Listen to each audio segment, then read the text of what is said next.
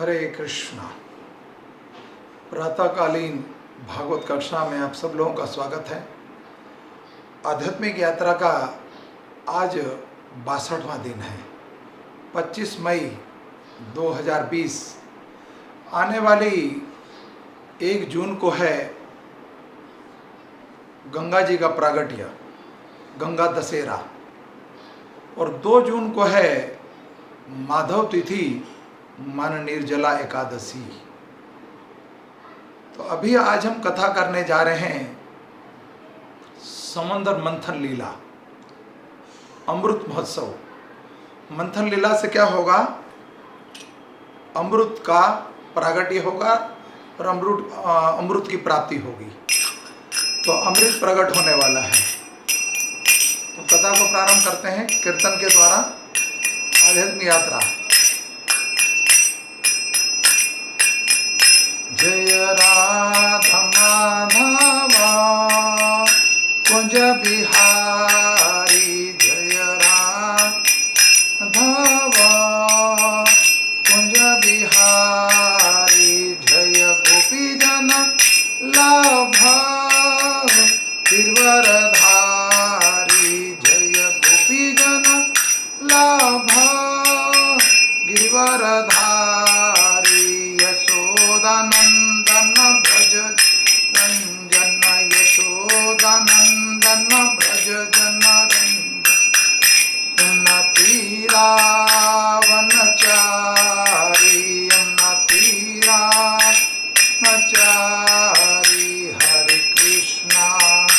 हरे कृष्णा कृष्ण कृष्ण हरे हरे, हरे राम राम राम हरे हरे, हरे कृष्णा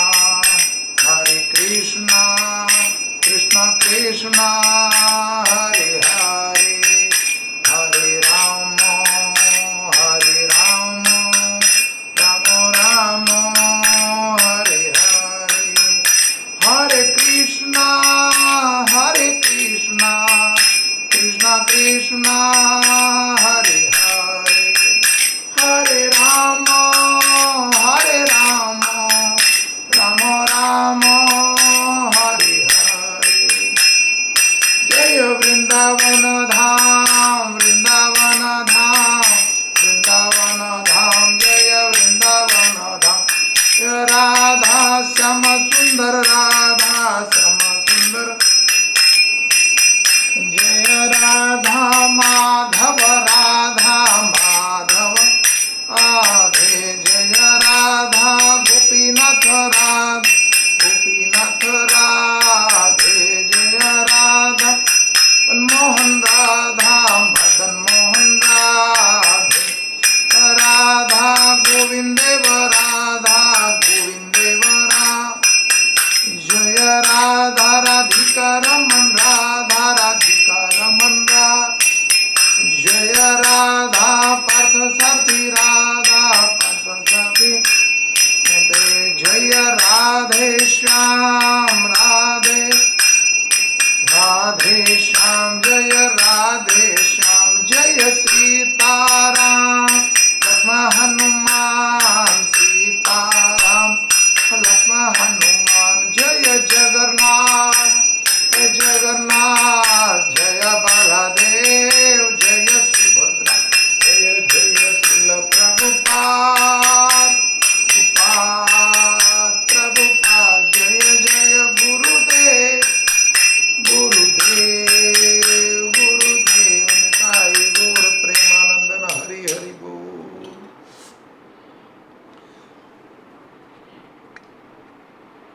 जयम विष्णुपाद परमहंस परिवाजकाचार्य अभय चरण बिंद भक्ति वेदांत स्वामी श्रील प्रभुपाद की जय। नमो विष्णुपदायम कृष्ण पृष्ठायम भूतल श्रीमते भक्ति वेदांत स्वामी इति नामे। नमस्ते सरस्वती देवी गौरवाणी प्रचारणे निर्विशेष शून्यवादी प्राश्रता देस्तारणे। जय श्री कृष्ण चैतन्य प्रभु नित्यानंद श्री अद्वैत गदाधर श्रीवासादि गौर भक्तविंद की जय। ॐ अज्ञानं तिमिरं ध्यानस्य ज्ञानजनशलाकया चक्षुरूपं येन तस्मै श्रीगुरुवे नमः। श्रीचैतन्यमनोभीष्टं स्थापितं येन भूतले स्वयं रूपं कदा ददाति स्वयं पदात्कृतं वन्दे श्रीगुरुश्रीयुतपदकमलं श्रीगुरुवैष्णवं च श्रीरूपसाङ्ग्रजातं सहगणरघुनाथं तं सजीवं साददेतं सावधूतं परिजनसहित कृष्णचैतन्यदेवं श्रीराधाकृष्णपदारं सहगणललिता श्रीविशाखा। हे कृष्णा करुणा सिंधु दीनबंधु जगतपते गोपेश गोपिकांता राधाकांत नमस्तुते। तप्त कंचन गौरांगी राधा वृंदावनेश्वरी वृषभानुसुत देवी प्रणमामि हरिप्रियायै। वंशकल्पतरुभक्षा कृपा सिंधु एव च पतितानां पावनेभ्यो वैष्णवेभ्यो नमो नमो। जय श्री कृष्ण चैतन्य प्रभु नित्यानंदा श्री अद्वैत गदाधर श्रीवासादि गौर भक्तवृंदा। हरे कृष्णा कृष्णा कृष्णा हरे हरे, हरे राम राम राम हरे हरे। आज का प्रसंग है भागवतम का अष्टम स्कंद, 8वां स्कंद और समुद्र मंथन का जो प्रागट्य लीला है और समंदर मंथन लीला वो सब जो मनाया जा रहा है 8वें स्कंद का 5वां अध्याय और 5वें अध्याय से लेके 12वां अध्याय तक माने 8 अध्याय में समंदर लीला मंथन का वर्णन हुआ है। अमृत प्राप्ति होगी इससे। तो 8 अध्यायों में ये प्रसंग गाया गया है।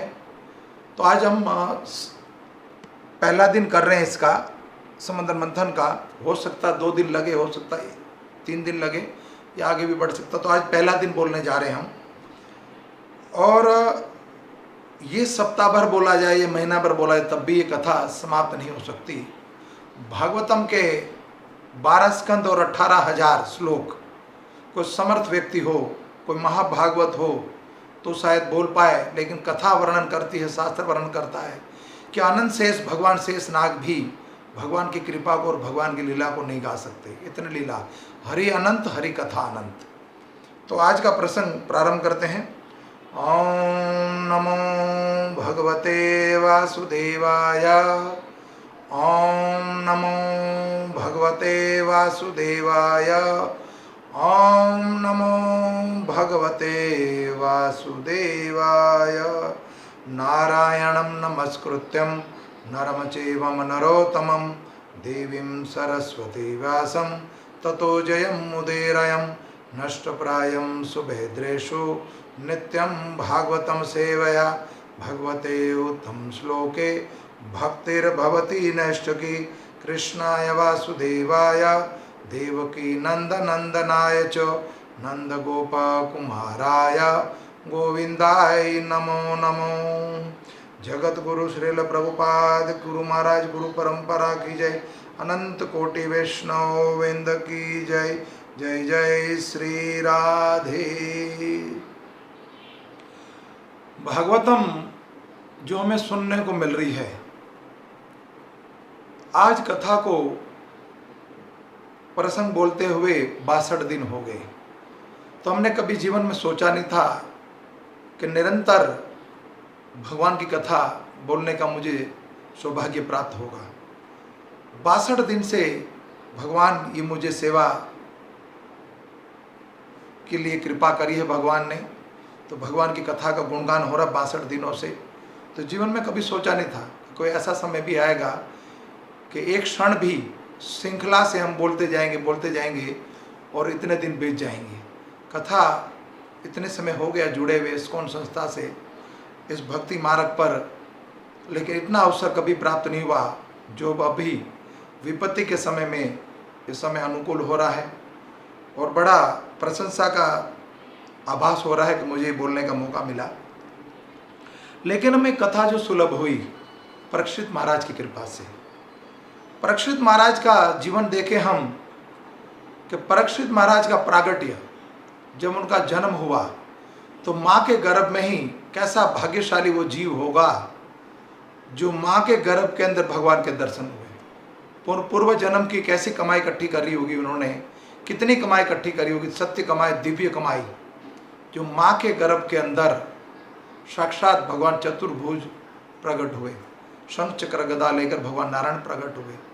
तो जीव और परमात्मा इस धरा मंडल पर, भूमंडल पर आने से पहले ये प्रयास करते हैं और तपस्या करते हैं कि कौन ऐसा जीव होगा जिसके गर्भ में जाके मैं वास लूँ, सहारा लूँ। माता देवकी के कोख का, उसकी गर्भ का सहारा लिया और साक्षात भगवान श्री कृष्ण प्रकट हुए माता कौशल्या के गर्भ में और माता देवकी के गर्भ में। और भगवान की परम भक्ता कुंती, द्रौपदी, विष्णु पितामह, 5 पांडव, उनकी पुत्रवधू अभिमन्यु की पत्नी उत्तरा के गर्भ में ये भगवान के परम भक्त गर्भ में प्रकट हुए, उत्तरा के गर्भ में। जैसे वेदव्यास मुनि के पत्नी के गर्भ से साक्षात भगवान सुखदेव जी प्रकट होंगे। 16 वर्ष तक तपस्या, एक व्यक्ति जो विरक्त है संसार से, ये कथा का जो संगम हुआ सुखताल में, हरिद्वार से पहले पड़ता है सुखताल, ये कथा का संगम कैसे सुलभ हुई कथा। परीक्षित महाराज ने सुखदेव गोस्वामी को आमंत्रण नहीं दिया था कोई, लेकिन जो गुरु है, जो जगत का हित चाहते हैं, वो भगवान उसको प्रेरणा करते हैं। और भगवान का भक्त, भगवान भक्त के ऊपर कृपा करते हैं। तो ब्रह्मांड भ्रमित है कौन भाग्यवान जीव, गुरु और कृष्ण की कृपा हो तो ये भक्ति लता बीज प्राप्त हो जाती है। ठीक उसी तरह भगवान ने प्रेरणा दी सुखदेव गोस्वामी को। व्यासदेव की पत्नी के गर्भ से बाहर नहीं आ रहे थे, 16 बरस बीत गए।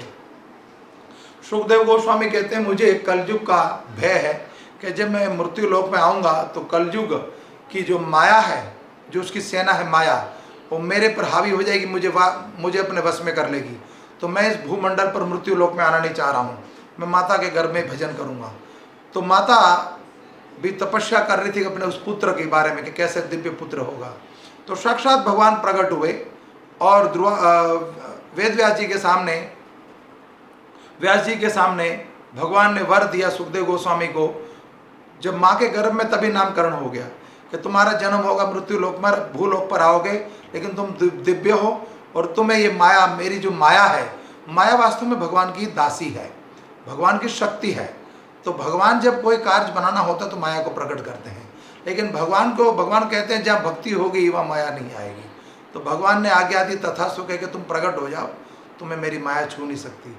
तो भगवान के देखते ही देखते माँ के गर्भ से सुखदेव गोस्वामी प्रकट हुए। 16 वर्ष की आयु प्रकट होते ही, जन्म के साथ ही 16 वर्ष के हो गए, दिव्य।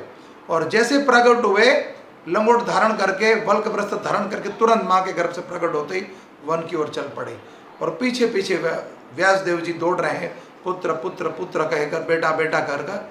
तो सुखदेव गोस्वामी स्वयं विरक्त थे, वो परम विरक्त थे, तो किसी स्थान पर रुकते नहीं थे वो। और जब रुकते थे तो मात्र उतनी देर तक जैसे गाय को दोहा जाए, गाय का थन में 1 आचर दोहा जाए, मात्र 4 आचर नहीं, 1 आचर दोहा जाए और उतना दूध पर्याप्त है, बस वो दूध पी के चल पड़ते थे, इतनी देर से ज़्यादा रुकते नहीं थे। तो वास्तव में नारद मुनि के माध्यम से भी आता है कि जो कोई भगवान का भक्त है, जो कथाकार है और भगवान के नाम का जो प्रचार करना चाहता है, तो नारद मुनि भी किसी स्थान पर ज़्यादा देर रुकते नहीं हैं। तो रुकना भी नहीं चाहिए साधु को, और साधु को 3 घर से ज़्यादा भिक्षा भी नहीं मांगनी चाहिए। उनका काम है जारे देखो ताहे कहो कृष्ण उपदेश, भगवान के उपदेश हो, भगवान की जब प्रेरणा हो तो भगवान का संकेत हो तो उस समय हरिनाम संकीर्तन कीजिए, कथा कीजिए। तो कोरोना के समय, लॉकडाउन के समय ये भगवान की प्रेरणा हुई कृष्ण बलराम की, और कृष्ण बलराम भगवान की कृपा से, गुरु की कृपा से, प्रभुपाद की कृपा से कथा बोलने का ये मौका मिला। तो एक विरक्त व्यक्ति व्यासदेव के पुत्र सुखदेव गोस्वामी जो कहीं टिकते नहीं थे, तो नारद मुनि से कहते कैसे युधिष्ठिर महाराज कि कैसे सुलभ हुई कथा ये। और ये कथा सौनकादिक मुनि नेमिशरण में कथा सुना रहे सुध गोस्वामी सौनकादिक मुनि को। तो वहाँ ये प्रसंग गाया जा रहा है कि सनकादिक सुखदेव गोस्वामी ने राजा परीक्षित को कब कथा सुनाई और कैसे सुनाई। तो एक जो विरक्त है और एक जिसको फुर्सत नहीं, जो चक्रवर्ती सम्राट थे, परीक्षित महाराज चक्रवर्ती सम्राट थे, उसको फुर्सत नहीं अपने काम से, अपने धन से, अपने बिजनेस से, अपने व्यापार से। वो कैसे बैठ गया 7 दिन के लिए कथा सुनने के लिए। तो कथा प्रारंभ होती यहाँ से कि ये सुलभ कैसे हुई। मात्र जीव अपने शरीर की भोग के लिए, शरीर की इच्छा की तृप्ति करने के लिए वन में आखिर के ले गए, वहाँ उनको प्यास लगी और प्यास मात्र से क्या हुआ, एक ऋषि के प्रति अपराध हो गया। श्रमिक ऋषि के आश्रम में गए, वहाँ उन्होंने पानी मांगा, जल मांगा, जल नहीं मिला, क्रोधित हुए। क्रोधित होते क्या करा, उन्होंने उठाए गए जो मरा हुआ सर्प पड़ा था, सर्प नाग, वो उठा के डाल दिया श्रमिक ऋषि के गले में। उधर ही श्रमिक ऋषि के पुत्र श्रृंगी कुछ दूरी पर अपने सखाओं के साथ खेल रहा था। वहाँ उनको ज्ञात हो गया, पता लग गया कि आपके पिता का किसी ने अपमान किया और भजन कर रहे थे, कीर्तन समाधि में बैठे थे, और जो हस्तिनापुर के राजा हैं परीक्षित महाराज, उसने अपराध किया, मरा हुआ सांप आपके पिता के गले में डाला है। श्रृंगी ऋषि ने वहीं श्राप दे दिया कि 7 दिन में आके तुम्हें तक्षक डसेगा और 7 दिन के अंदर तुम्हारी मृत्यु हो जाएगी। अब चक्रवर्ती सम्राट सब कुछ त्याग कर, जब पता लग गया एक्सपायरी डेट मिल गई, सभी की एक्सपायरी डेट फिक्स है कि 7 दिन के अंदर ही मृत्यु होने वाली हमारी, सोमवार से लेके एतवार तक, सोमवार, मंगलवार, बुधवार, गुरुवार, शुक्रवार, शनिवार और इतवार, 7 दिन में मृत्यु होने वाली है। तो परीक्षित महाराज को जब एक्सपायरी डेट मिल गई, उसी समय सब कुछ त्याग कर अपने पुत्र जन्मेजय को उत्तराधिकारी बनाया और पूरा राज साम्राज्य उनको सौंप दिया तो अपने उत्तराधिकारी को, और वो चले खुद किस तरफ, वन की ओर, गंगा जी के तट पर। तो ये कथा बोली जा रही गंगा जी के तट पर, और बोलने वाला कौन है, साक्षात राधा रानी का तोता, क्षमा चाहता हूँ, साक्षात राधा रानी का तोता सुखदेव गोस्वामी। सुख माने तोता, तो तोते के मुख से जुठारा हुआ फल कितना मीठा होगा, ऐसा दिव्य फल। तो कथा अमृत रस का पान होगा अब यहाँ पर, और ये अमृत का पान एक समुद्र मंथन के समय होगा जो अमृत निकलेगा, और ये कथा अमृत का पान है। तो अब ये जिज्ञासा है परीक्षित महाराज की कि कथा में ये जो लीलाएं हो रही हैं, तो अलग अलग तरह की कई कथा हो चुकी हैं और कथा संख्या श्रृंखला के हिसाब से चलती जा रही है।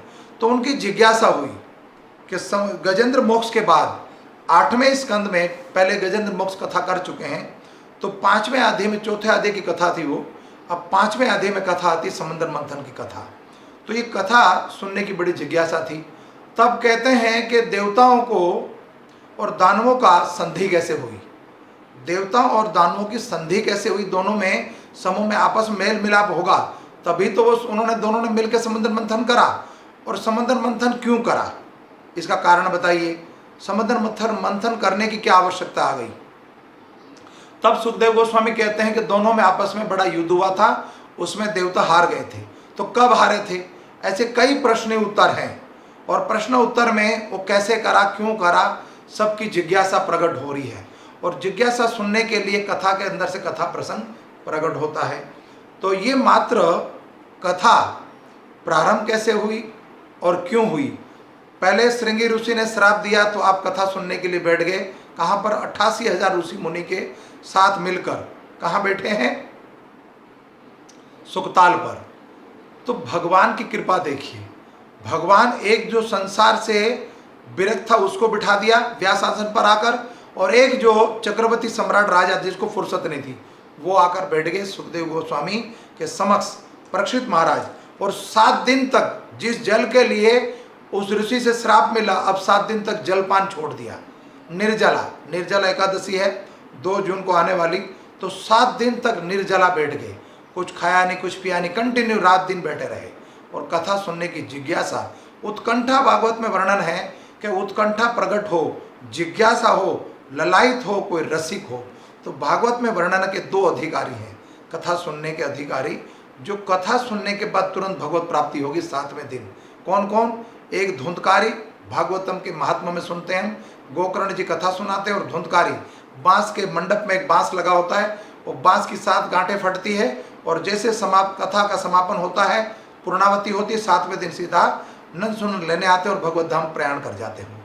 ठीक उसी तरह ये कथा सुखताल में हो रही है।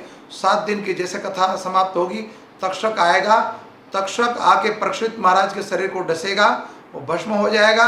उसके बाद वो जो दिव्य आत्मा है वो भगवत धाम प्रकट हो जाएगी, प्राप्त हो जाएगा, भगवत धाम की प्राप्ति हो मात्र 7 दिन के माध्यम से। और देवता यहाँ पर भी आए थे। अब अभी समुद्र मंथन की कथा आ रही है, तो देवता यहाँ पर भी प्रकट हुए थे।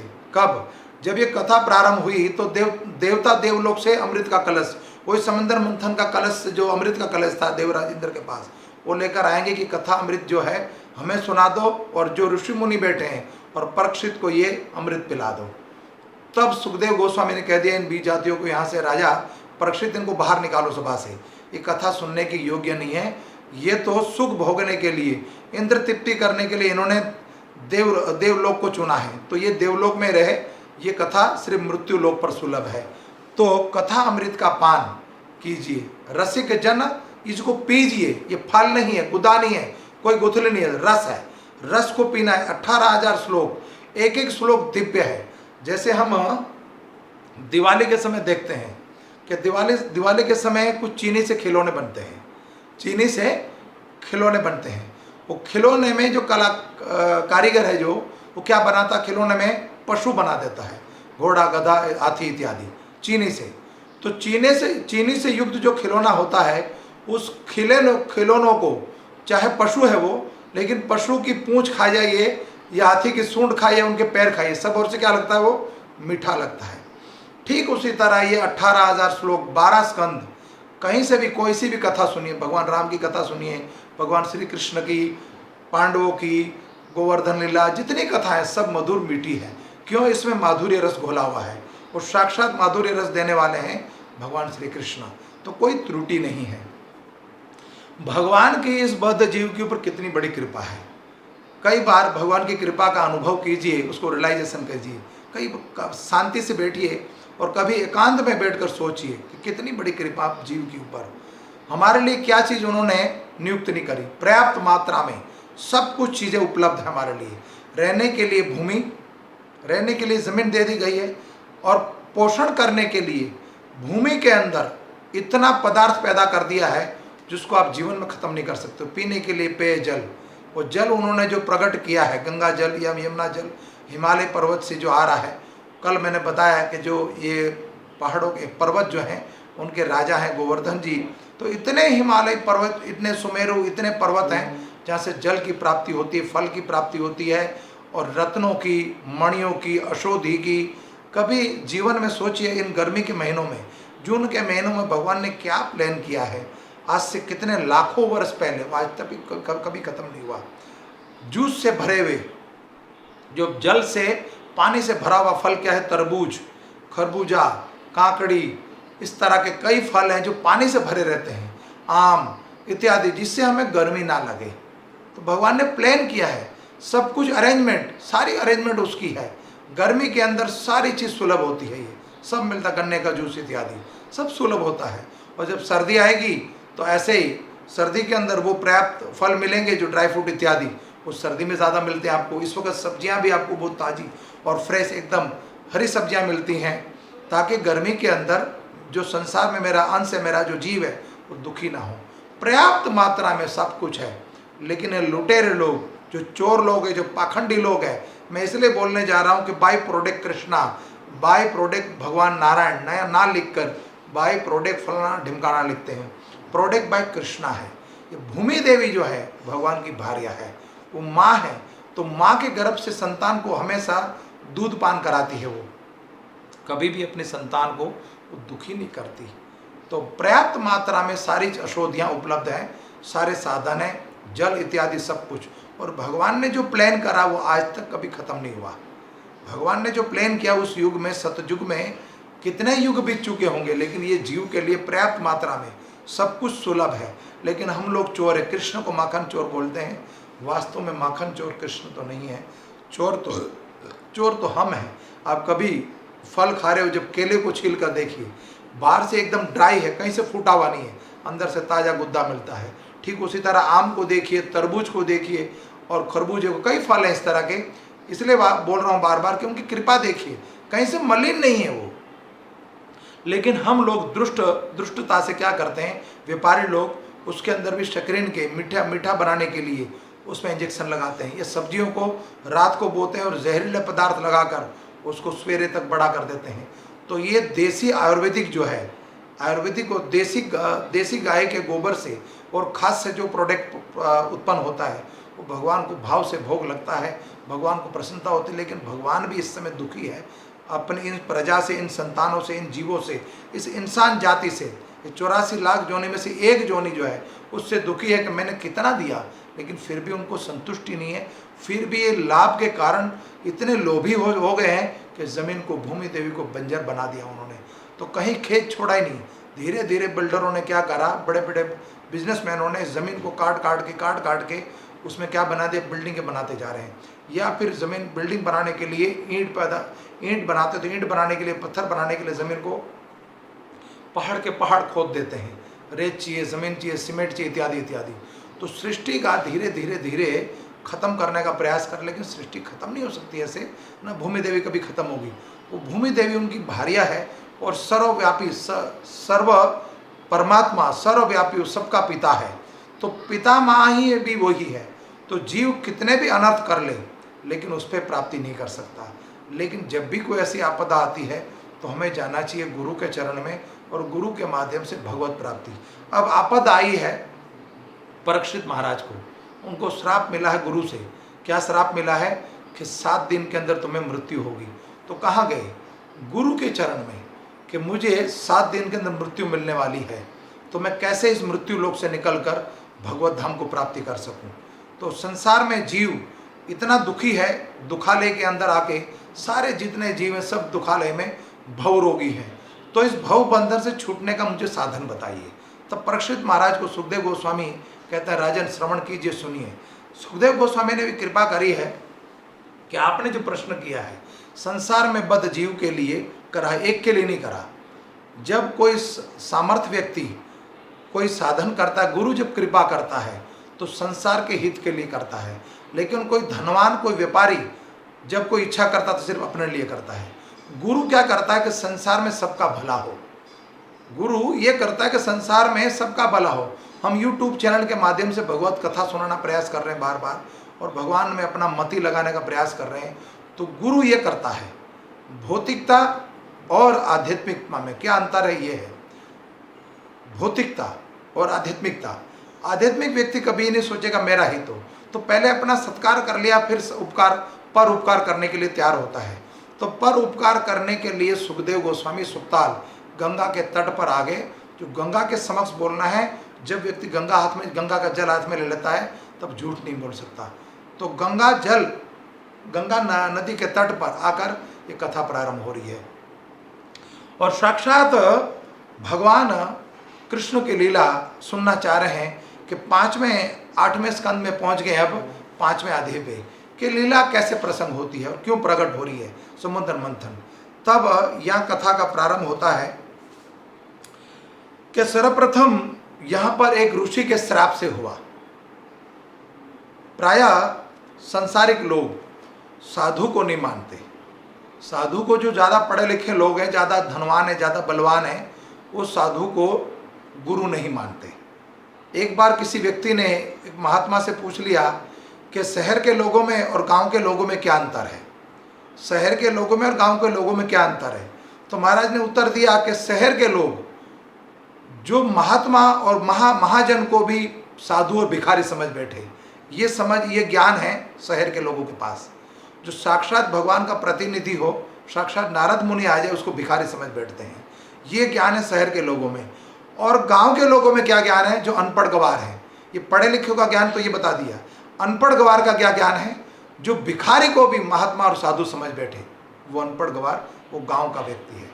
तो प्रायः हम देखते हैं जिसके पास धन का बल बढ़ जाता है, ऐश्वर्य बढ़ जाता है, बल बढ़ जाता है, रूप बढ़ जाता है, उसको किसी बात का, किसी के प्रति अपराध करते समय, उसके प्रति किसी की अपकृति करना, किसी को दोष लगाना, किसी का अपमान करना, कोई फर्क नहीं पड़ता।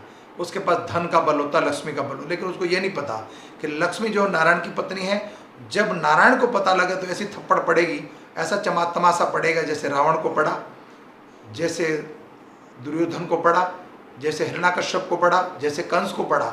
ऐसा थप्पड़ पड़ता है, ऐसा चपेट पड़ती है कि भूमि के बल, मुंह के बल गिरता है और पीछे रोने वाला कोई नहीं होता। अब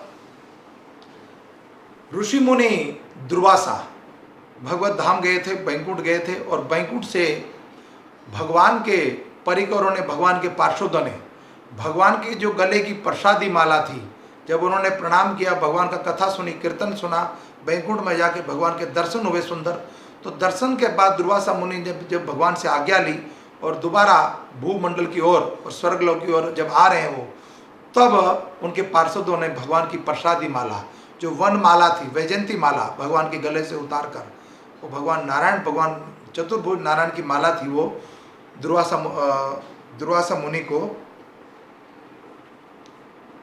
दुर्वासा को दी माला वो, और माला प्राप्त कर ली।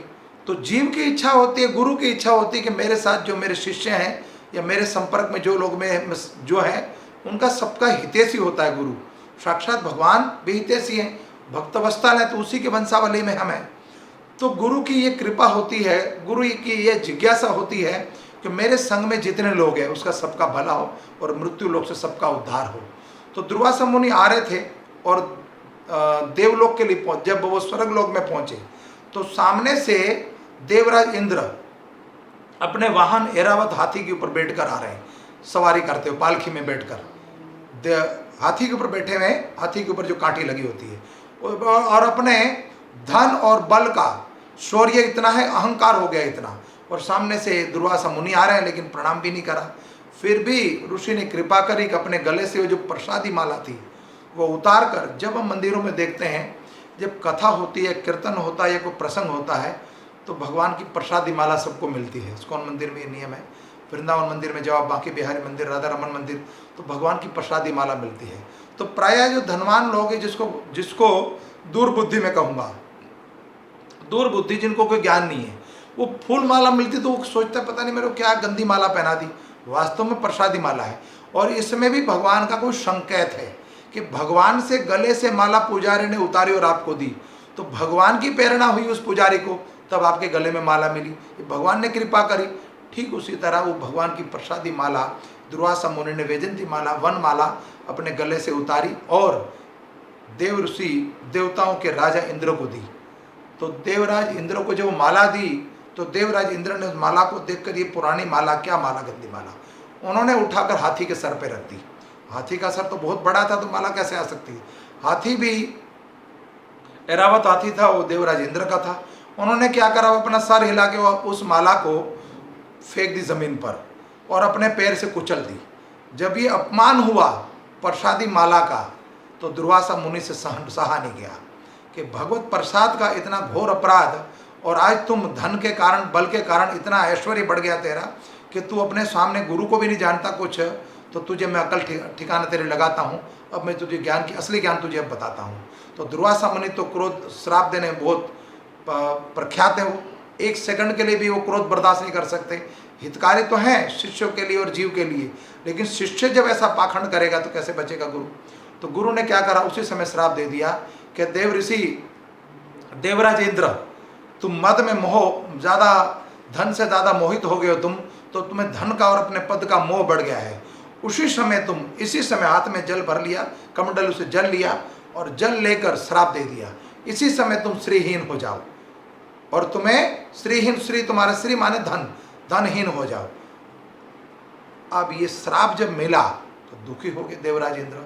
तो धीरे धीरे धीरे देवराज इंद्र के पास जो देवलोक में थे, स्वर्ग लोक में थे, वो धीरे धीरे लक्ष्मी घटती गई, घटती गई, घटती गई और बिल्कुल कंगाल हो गए, कुछ नहीं बचा। उपस्थिति परिस्थिति क्या होगी, प्रतिकूल समय आ गया। जब मद में होता है इंसान, जब बल और ऐश्वर्य और व्यापार होता है, ज़्यादा धन ज़्यादा होता है, बिजनेस इतना बड़ा होता है, तो छोटे व्यक्ति को जानता ही नहीं कुछ। अपने समक्ष के जो अपने से छोटे लेवल के जो मिडिल क्लास हैं या ज़्यादा गरीब लोग हैं या कोई भिक्षुक है, कोई साधु है या गौ माता है, ऐसे कई व्यक्तियों को देखकर अपने आप को अपने कंधे ऊपर कर लेता है, नथुने फुला लेता है या आंखें फुला लेता है, मुंह फेर लेता है, ऐसे लक्षण प्रकट करता है वो। तो भगवान उसका फिर फल जरूर देते हैं। तो सब कुछ श्रीहीन हो गया, अब क्या करा जाए, कुछ नहीं बचा। तो अब देवराज इंद्र माता अदिति के पुत्र हैं, तो 12 आदित्य हैं। माता अदिति के कश्यप मुनि के 12 प्रिय पुत्र हैं अदिति। तो 12 आदित्यों में वरुण देव और देवराज इंद्र घनिष्ठ संबंध था दोनों के अंदर। तो वरुण देव और देवराज इंद्र ने स्वर्ग लोक में एक मीटिंग बुलाई। सब लोग मिलकर सारे देवतागण एकत्रित हुए और प्राय कितने दिन तक ये मीटिंग इष्ट गोष्ठी चलती रही, लेकिन इस पीड़ा से, इस संकट से निकलने का कोई रास्ता नहीं मिल रहा है। काफ़ी समय बीत गया, समय बीतता जा रहा, लेकिन कुछ हल नहीं निकल रहा है। तो अब कहते हैं देवराज इंद्र कि हमें चलना चाहिए पितामह के पास। देवताओं की पितामह कौन है? ब्रह्मा जी, जो सृष्टि के रचयिता हैं, पितामह ब्रह्मा जी। तो ब्रह्मा जी के समक्ष सारे के सारे देवता गए, स्वर्गलोक, सत्यलोक। तो ब्रह्मा जी, जो वास्तव में ब्रह्मा जी का वास है वो सत्यलोक में है और देवताओं का वास है स्वर्गलोक में। लेकिन ब्रह्मा जी का जो हेड ऑफिस है, ब्रह्मा जी की जो सभा है, जो हेड ऑफिस है, वो मंदराचल पर्वत पे है। और मंदराचल कहाँ है?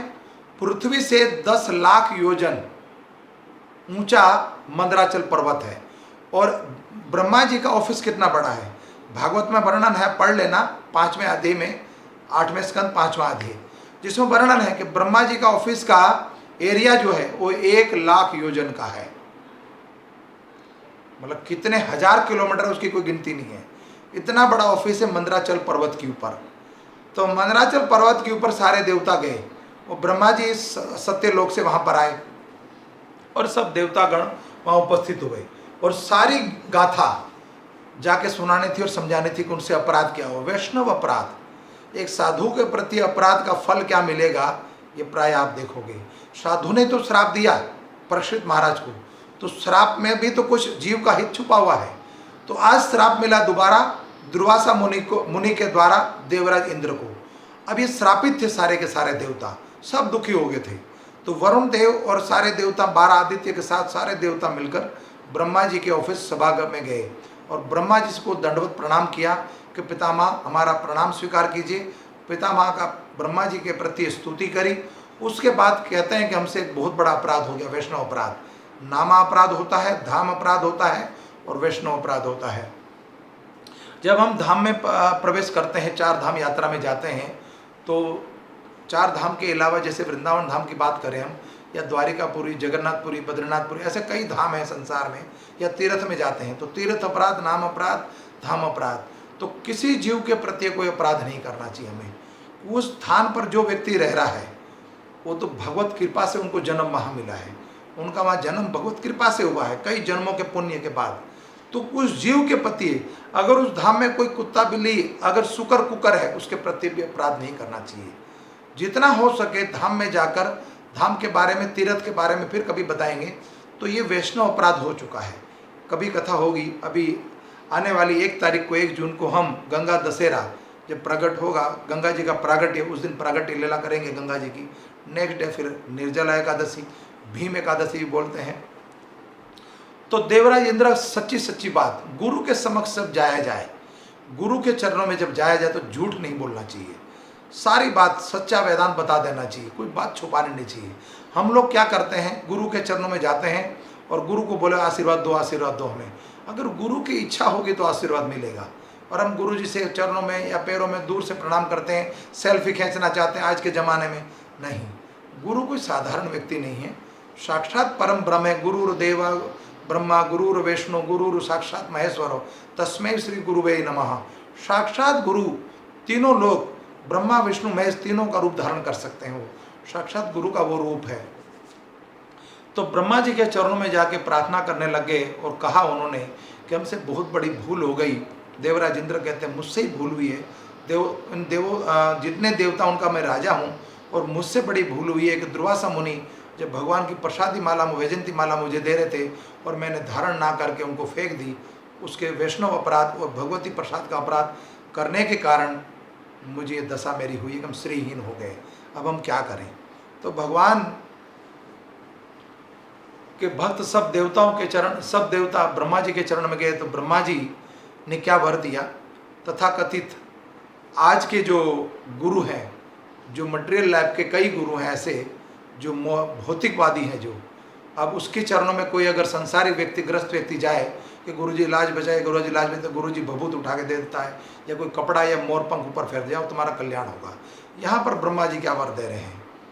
अंततः ये कथा सुनते सुनते परीक्षित महाराज उस स्थान पर, उस लक्ष्य पर पहुँच गए अंततः क्या डिसाइड किया उन्होंने कि मृत्यु तो डिसाइड है, मृत्यु तो डिसाइड, जब श्राप दे दिया श्रृंगी ऋषि ने तो मृत्यु तो आनी है, तो क्यों ना गुरु की चरणा की और भगवत वाणी सुनी जाए।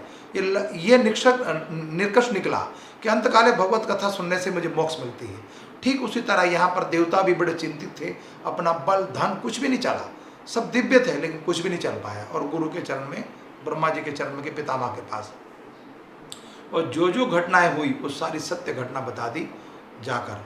जैसे दशरथ महाराज भी जब विपदा थी, संतान नहीं थी, तो अपने गुरु वशिष्ठ के चरण में गए, और पुत्र प्राप्ति होने के बाद भी गुरु वशिष्ठ के चरण में गए। ठीक इसी तरह जब दुख की घड़ी आई तो गुरु के चरण में गए परीक्षित महाराज। ठीक उसी तरह ये देवता जब दुख की घड़ी आई तो ब्रह्मा जी के चरण में गए। जगत गुरु है वो भी, ब्रह्मा भी। तो इस विपदा की घड़ी में, लॉकडाउन के समय, हम इस समय को अनुकूल क्यों ना बना लें।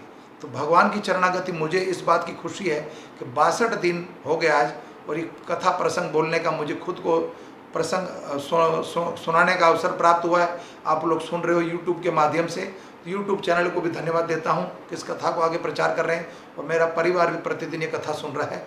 भोर की कथा होती है तो प्रतिदिन पूरा दिन यही चिंतन चलता रहता है कि कल क्या कथा बोलनी, हमें भागवत का कौन सा प्रसंग बोला जाए। तो कथा तो सारी अमृत है। तो अब देवराज इंद्र ने जब सारी सच्ची सच्ची घटना बता दी, तो भगवान ब्रह्मा जी कहते हैं कि इसके लिए परमेश्वर भगवान श्री कृष्ण के, भगवान विष्णु के चरण में जाया जाए, वो ही इस शंका से, इस विपदा से हमें बाहर निकाल सकते हैं। मेरा कोई सामर्थ्य नहीं है, ना मैं कुछ बता सकता हूँ आपको। तो सारे मिलकर कहाँ गए? बैकुंठ गए, और भगवान बैकुंठपति कहाँ विराजमान हैं? ये विराजमान हैं क्षीर सागर में। क्षीर सागर माने दूध का समंदर। तो समंदर मंथन होगा, तो मंथन किसका होगा? पानी का होगा क्या? पानी का समंदर है क्या वो? नहीं, दूध का समंदर है, इसलिए बोला गया क्षीर सागर। तो भगवान बैकुंठ में विराजमान है, और बैकुंठ किसका है? क्षीर सागर, दूध का सागर है वो। तो यहां प्रमाण है उसका कि कौन से मनमंत्र में कथा हुई, कौन से मनमंत्र की कथा हुई है। तो यहां पर इसे मुने, अब देव ऋषि कथा सुना रहे हैं, तो मैं सुना दिया। अब रेवत मनमंत्र की कथा सुना रहा हूं। 5वें मनु का नाम था रेवत। रेवत मनु वे चौथे मनु तामस के सगे भाई थे। उनके अर्जुन, बलि, विद्य आदि कई पुत्र थे। इस मनमंत्र में इंद्र का नाम था विभु, और भूतरय आदि देवलोक के प्रधान गण थे। परीक्षित इस समय हरियो रोमा, वैदिक शक, उद्धव बाहु आदि सप्त ऋषि थे। उनमें से श्रुभ ऋषि की पत्नी का नाम था बैकुंठा। देखो, जब भी मनमंत्र आता है तो 14 मनमंत्र है। अब की बार प्रियव्रत महाराज के पुत्र हैं, ये प्रियव्रत महाराज के पुत्र हैं रेवत महाराज। तो ये इंद्र बने हुए इस समय। तो ये 5वें मनमंत्र में राजा बने हैं, इंद्र बने हैं। और जब देवराज इंद्र स्थापित होते तो उनके मंत्री होते हैं 7 ऋषिगण, सप्त ऋषिगण। उसमें से 7 ऋषि में से एक ऋषि हैं, उनका नाम है श्रुभ। श्रुभ ऋषि की पत्नी का नाम था बैकुंठा। उन्हीं के गर्भ से भगवान बैकुंठ नामक श्रेष्ठ देवताओं के साथ अपने अंश से स्वयं भगवान बैकुंठ प्रकट हो गए। भगवान का नाम पड़ा बैकुंठ। ये प्रकट हुए किससे? बैकुंठा, श्रुभ ऋषि की पत्नी के गर्भ से। तो इसलिए भगवान का एक नाम पड़ा बैकुंठा। अब सारे देवतागण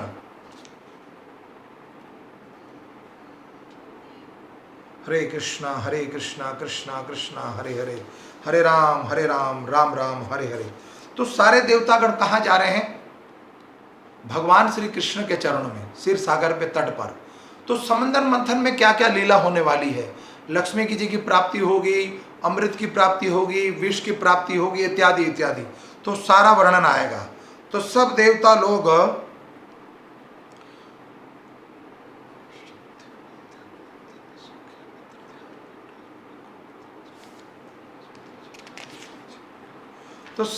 लोग क्षीर सागर के तट पर गए, और वहां पर भगवान के लिए, भगवान को प्राप्त करने के लिए सारे देवताओं के साथ कई महीनों तक भजन चला। तो ब्रह्मा जी सब देवताओं को कहते हैं जब अपने ऊपर कष्ट आता है तो मात्र हरि भजन, हरेर नाम हरेर नाम केवलम कलेव नास्तेव नास्तेव नास्तेव गतिरन्यथा। मात्र हरि के भजन के माध्यम से ही हम भगवत प्राप्ति कर सकते हैं और भगवान ही इस दुख का निवारण कर सकते हैं। तो सब देवता लोग क्षीर सागर के तट पर गए और कई महीनों तक तपस्या और कीर्तन चला। हरे कृष्ण महामंत्रा, हरे कृष्णा कृष्णा कृष्णा हरे हरे, हरे राम राम राम हरे हरे। तो ग्लोरीफाई किया भगवान का ब्रह्मा जी ने और सब देवताओं ने। तो समय काफी बीत गया तब भगवान श्री हरि नारायण प्रकट हुए। जब नारायण प्रकट हुए तब भगवान नारायण यहां पर अब देवताओं को सलाह देंगे कि किस तरीके से ये जो तुम्हारा श्रीहीन हुए दुर्वासा का जो श्राप, ये कैसे दोबारा प्राप्त होगा। तो उसके बारे में यहां कथा होगी अभी जो बताने जा रहे हैं। तो भगवान जब प्रकट हुए तो देवता और ब्रह्मा जी और भगवान शिव भी वहां उपस्थित थे। सबके सामने देखते ही देखते सबके बीच में भगवान साक्षात प्रकट हो गए। चतुर्भुज रूप वैकुंठ भगवान श्री अजित के रूप में प्रकट हुए और भगवान का दिव्य स्वरूप शरीर प्रकट हुआ देवताओं के सामने। तो देवताओं की आंखें चौंधिया गई। मात्र ब्रह्मा और भगवान शिव ने उनके दर्शन करे कि तीन देवता जो ब्रह्मा विष्णु महेश, उनको ये अथाह शक्ति प्रदान करेंगी है संसार को चलाने के लिए, इस संसार का संहार करने के लिए भगवान शिव और सृष्टि रचयिता के लिए ब्रह्मा जी को। तो ब्रह्मा जी को संकेत हुआ कि मैं जल्दी ही प्रकट होता हूँ अभी, लेकिन सबसे पहले एक कार्य करना होगा देवताओं को कि इस दुख की घड़ी में तुम्हें जब कोई ऐसी विपदा आ जाए तो जो हमारा बैरी है, दुश्मन जो पक्ष है, वेरी पक्ष है, जो दैत्य है, और दैत्यों के साथ तुम्हें संधि करनी होगी। देवराज इंद्र को भगवान ने कहा कि तुम्हें दैत्यों के साथ संधि करनी पड़ेगी और तुम सब मिलकर समंदर मंथन करो। तो समंदर मंथन करने से समंदर से कई औषधि प्राप्त होगी, कई रत्न प्राप्त होंगे, दोबारा तुम धनवान हो जाओगे और समंदर से तुम्हें अमृत भी मिलेगा और अमृत का पान मैं तुम्हें पिलाऊंगा। अमृत तो मैं तुम्हें पिलाऊंगा, मात्र उसको क्या मिलेगा, उसको श्रम मिलेगा, मात्र उसकी मेहनत होगी, लेकिन उसके माध्यम से उसके जब तक उसकी मदद नहीं लोगे तो समंदर मंथन करना असंभव है। तो कैसे हो सकता है। तो देवराज इंद्र अब जाते हैं, भगवान की कथा जब भगवान ने सुना दी तो भगवान वहाँ से लुप्त हो गए और भगवान का शरीर दिव्य शरीर है। यह वर्णन तो बहुत लंबी कथा है कि महीने पर बोलूँ तब भी नहीं बुलाएगा। भगवान ने पीताम्बर धारण किया, भगवान के कमल नयन है, भगवान ने वैजंती माला धारण करी, इतने रत्न इतने आभूषण, कमर कसी हुई, करम धनी पहनी हुई है, भगवान के पैरों में नुपुर भरी हुई पाजे में मोर मुकुट है, इत्यादि इत्यादि अथाह है जिसकी गिनती नहीं हो सकती, हम गा ही नहीं सकते, बहुत लंबा समय लगेगा। ये सारी लीला को देखकर, भगवान का दिव्य रूप देखकर वो भगवान लुप्त हो गए वहाँ से और सब लोग अपने अपने स्थान पर अपने अपने लोगों को लौट गए और ब्रह्मा जी और शिव भी अपने लोगों को लौट गए और अपने अपने स्थान पर जाके बैठ गए। ब्रह्मा जी शिव सत्यलोक और शिव जी अपने धाम कैलाश मानसरोवर। अब देवता लोगों ने जो भगवान की आज्ञा थी उसके अनुसार एक दिन देवता वैकुंठ छोड़कर कहाँ गए, वो गए महाराज बलि के पास और बलि के पास जाकर सावधानी पूर्वक श्री ब्रह्मा जी भगवान ने जो आज्ञा दी उसी तरह वहां पर सारी जाके कथा सुना दी गई और कथा सुनाई कि हमें भगवान की प्राप्ति हुई है और भगवान ने हमें आज्ञा दी है कि हमें शरीर में और बल चाहिए और धन चाहिए, तो हमें समंदर मंथन करना पड़ेगा।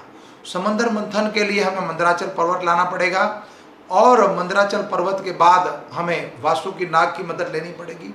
वासुकी नाग जो है वो उस मंथन को जो बांधा जाएगा, उस रस्सी बनाई जाएगी और रस्सी नेति के द्वारा मथा जाएगा, तो सबको मिलकर हमें जाना पड़ेगा। तो ये बात जो है बलि महाराज के वहाँ पर जाके देवराज इंद्र बताते हैं और बलि जो है तीनों लोगों का स्वामी हो चुका था, बड़ा धनवान था और बलि के बाद इस कथा के प्रसंग समुद्र मंथन के बाद कथा आएगी भगवान वामन का प्रागट्य, फिर बलि महाराज से 3 डेग भूमि मांगना और बलि से फिर बलि को सुतल लोक देना। कथा बड़ी लंबी है, शायद 1 तारीख तक पूरी कर पाएंगे हम, वामन प्रागट्य और बलि का उद्धार भी। अभी ये जब देवता लोग सब गए तो बलि महाराज के पास तो देवता और असुरों का दोनों का समूह मिल गया और मैत्री संबंध हो गया और सब लोगों ने मिलकर क्या करा, सब लोग मिलकर कहाँ पहुँच गए, मंदराचल पर्वत को लाने के लिए। लेकिन भगवान बड़े कौतूहल हैं, भगवान कहते तुम्हारा जब स्वार्थ निकल जाए तो फिर अपनी नज़र फेर लेना। कैसे? चूहा और सांप का खेल, फिर कथा बताऊंगा कल, चूहा और शायद बता ही देता हूँ फिर छूट जाएगी। तो चूहा जो है और सांप क्या करता है, एक जगह एक पिंजरे के अंदर सांप और चूहा दोनों बंद हो गए। लेकिन चूहे के पास एक कला होती है कि जो पिंजरा होता है उसको काट सकते हैं। वो लकड़ी का पिंजरा हो, पिंजरे का जो दरवाज़ा लकड़ी का है उसको चूहा काट सकता है। लेकिन जो पल्ला था उसका, पिंजरे में दोनों बंद हुए थे तो उसका दरवाज़ा ऊपर की ओर था, तो सांप वहाँ पहुँच नहीं पा रहे थे और चूहा वहाँ पहुँच नहीं पा रहा था। तो अब करा क्या जाए? तो चूहे के साथ सांप ने संधि कर ली, मित्रता कर ली कि चूहा मैं और तुम दोनों आज से मित्र हो जाते हैं। वास्तव में चूहा और सांप कभी मित्र हो नहीं सकते। तो यहाँ पर देवता और दानवों का जो मित्रता संबंध है कुछ इसी तरह है, टेम्परेरी। तो चूहे को आज्ञा दी सांप ने कि तुम मेरे फन पे आके बैठ जाओ और मैं तुम्हें ऊपर उठाता हूँ और तुम जब दरवाज़ा काट लो तो सबसे पहले तुम निकल जाना और तुम मेरे निकलने के इंतजार करना, फिर मैं तुम्हारे पीछे पीछे मैं भी आ जाऊँगा। मेरी फन पे बैठ के तुम पहले निकल जाओ और फिर तुम्हारे पीछे मैं भी आ जाऊँगा। तो प्राय मेरे ख्याल ऐसा था, पहले सांप निकलता फिर चूहा निकलता है। तो जब चूहे ने वो वहाँ पर निकलने का रास्ता बना लिया तो सांप तो बड़ा चतुर था। सांप ने क्या करा, सर्वप्रथम पहले वो बाहर निकला। जो बाहर निकल के वहीं क्या कहते हैं उसको, फन बनाकर कुंडली मारकर उस पिंजरे के बाहर बैठ गया वो, कि जैसे चूहा आएगा उसका काम तमाम कर दूंगा मैं। तो पहले तो सांप बाहर आ गया और कुंडली मार के बैठ गया। जैसे उसका लक्ष्य पूरा हुआ, उसका स्वार्थ पूरा हुआ, वो चूहा बाहर आया उसको खा गया, वो शिकार कर लिया। ठीक उसी तरह भगवान यहाँ पर एक ज्ञान दे रहे हैं। एक भगवान ऐसे भी, भगवान चतुर भी हैं। अब कई लोग, किसी व्यक्ति का ये भी प्रश्न हो सकता है, वास्तव में ये देवताओं के साथ और दानवों के साथ ऐसी घटनाएं होती क्यों हैं और दानवों को हमेशा भगवान मारते क्यों हैं? तो वास्तव में ये जितने भी देवता हैं, संसार की जो भी चीज़ें हैं सब पूरी करते हैं देवता यज्ञों के माध्यम से। हम जब यज्ञ में आहुति डालते हैं तो देवताओं की खुराक यज्ञ की औषधि, जो समिधा, घी इत्यादि, फल इत्यादि जो हम चढ़ाते हैं वो देवता को फल उसको भोग है। जैसे वृक्ष का खुराक है पानी, ठीक है ना, और कई पशुओं की खुराक है मांस, मनुष्य की खुराक है अन्न। इसी तरह हर जीव की अलग अलग खुराक है। तो देवताओं की जो खुराक है वो समिधा है। तो यज्ञ फल भी मिलना बंद हो गया था और श्रीहीन हो गए थे। तो ये देवता लोग नियुक्त करा गया, भगवान का कैबिनेट है, तो देवताओं को नियुक्त करा गया है कि संसार में जो जीव है सबको पर्याप्त मात्रा में सारी चीज़ उपलब्ध कराई जाए। तो देवता तो भगवान के सेवादार हैं, इसलिए भगवान हमेशा देवताओं की रक्षा करते हैं। तो देवताओं को इस तरह का कौतूहल लक्षण बताया भगवान ने। अब देवतागण क्या कर रहे हैं कि देवता और दानव मिलकर मंदराचल को लेने के लिए पहुंच गए और मंदराचल को देवता और दानवों ने बड़ी हिम्मत से उठा लिया। 100 योजन था, 10,000 योजन का बड़ा था, लेकिन क्षमा चाहता हूँ 1 लाख बोल गया, 10,000 योजन का था वो। तो अब वो इतना भारी मंदराचल पर्वत और सोने का शिखर था, वो सोने की शिखर थी उनके ऊपर, इतना बड़ा भारी हेवी था वो। तो देवता और दानवों ने अपने बल से उठा लिया, लेकिन उसको लेके जाना था क्षीर सागर के तट पर। इतना भारी होने के कारण थोड़ी देर बाद ही वो थक गए सारे और कई देवता और दानव उसके नीचे दब के मर गए, कचुम्बर निकल गया उसका। तो भगवान को संकेत हो गया कि देवता और दानव के बीच में संधि तो हो गई, लेकिन मंदराचल को लाते लाते रास्ते में ये दुर्घटना हो गई है। उसी समय भगवान वहाँ अजित प्रकट हो गए। अजित प्रकट और अजित भगवान ने क्या करा, देवता और दानवों के देखते देखते, जो कई देवता और दानव तो दब चुके थे वो नहीं, जो देव इंद्र इत्यादि और बलि महाराज वहाँ खड़े खड़े देख रहे हैं, कि सबके देखते देखते ही भगवान ने क्या करा, फूल के समान मंदराचल पर्वत को अपने हाथ से उठाया और गरुड़ जी की पीठ पर रख दिया। अब एक आप कल्पना कीजिए कि कितने बड़े गरुड़ होंगे और 10,000 योजन कितना बड़ा हिमालय वो मंदराचल होगा, कितना बलवान, कितना बल होगा उसमें, कितना वजन होगा। तो भगवान के सामने वो तो एक फूल के समान था, उठाया और किसके ऊपर रख दिया, गरुड़ जी की पीठ के ऊपर। तो गरुड़ जी कितने बड़ा विस्तार होगा उनका। तो भगवान ने सबके देखते देखते जो जीव देवता और दानव जिसके कचुम्बर निकल, जिसके प्राण त्याग चुके थे, भगवान ने अपनी कृपा दृष्टि से अमृत वर्षा करी अपने दृष्टि से, और सब जीवित हो गए। और सबको बिठाकर गरुड़ जी के ऊपर सबको बिठा दिया, और स्वयं भगवान भी उसके ऊपर बैठ गए। तो गरुड़ जी ने अपना विस्तार किया। 10,000 योजन बड़ा अगर वो है मंदराचल, तो भगवान गरुड़ जी का भी विस्तार इतना बड़ा हुआ। और मात्र गरुड़ जी ने एक पंख मारा, सिंगल एक पंख, उतने देर में पहुंच गए क्षीर सागर की तट पर। अब वहां पर गरुड़ जी तो लेकर आ गए उसको, लेकिन देवता और दानव मिलकर लाते हैं वासुकी को, जिसकी मथानी से मथानी बनाई जाएगी, और मथना है तो मथानी को लपेटा जाएगा। तो ये मथानी वास्तव में जो बनी है वो इसी को देखते हुए बनी कि ये जो मंदराचल था वो सीधा नहीं था, प्लेन नहीं था, खुरदुरा था, सब तरफ से अलग अलग भांति का था, कोई शेप सिंगल एक जैसी नहीं थी। तो मथानी बनाने वाला नहीं, मथानी इसको देख कर ही बनाई। तो मथानी के ऊपर रस्सी लपेटी जाएगी वासुकी को। तो वासुकी को मना कर देवराज इंद्र और बलि महाराज ले आए। तो वासुकी कहता है कि जब मुझे इसमें लपेटा जाएगा और मेरे द्वारा उसको मथा जाएगा तो मेरे शरीर में बड़ी पीड़ा होगी, बड़ा दुख होगा, मेरे शरीर से खून निकलेगा, तो मैं क्या करूँगा, मुझे नहीं आना। तो देवराज इंद्र ने और बलि महाराज ने क्या उनको वचन दिया कि समंदर से जब अमृत की प्राप्ति होगी तुम्हें भी अमृत पिला लेंगे, तो तुम्हारा सारा रोग नष्ट हो जाएगा। तो किसी तरह की दुख की बात नहीं है, तो किसी तरह की दुख की बात नहीं है, तुम्हें हमें अमृत पिला देंगे। तो देवराज इंद्र की वो आज्ञा मान ली और वासु के आने को तैयार। अब समंदर मंथन होने की तैयारी है। मंदराचल को लाया गया और मंदराचल के ऊपर वासुकी को लपेटा जाएगा। ये कथा फिर कल करेंगे। आज के लिए अपने शब्दों को, अपने वाणी को यहीं विराम देता हूँ। समय बीत रहा है, काफ़ी समय बीत गया, कोई त्रुटि रह गई हो तो क्षमा चाहता हूँ। धन्यवाद। हरे कृष्णा। कथा में बने रहिए। पहला भाग है, अभी 2-3 दिन लगेंगे इसमें, ठीक है। हरे कृष्णा। प्राय फिर कल बोलेंगे, पुनः कल मिलेंगे। धन्यवाद। हरे कृष्णा कृष्णा कृष्णा हरे हरे, कृष्ण बलराम भगवान की जय। जगत गुरु श्रील प्रभुपाद गुरु महाराज की जय। जय जय श्री राधे।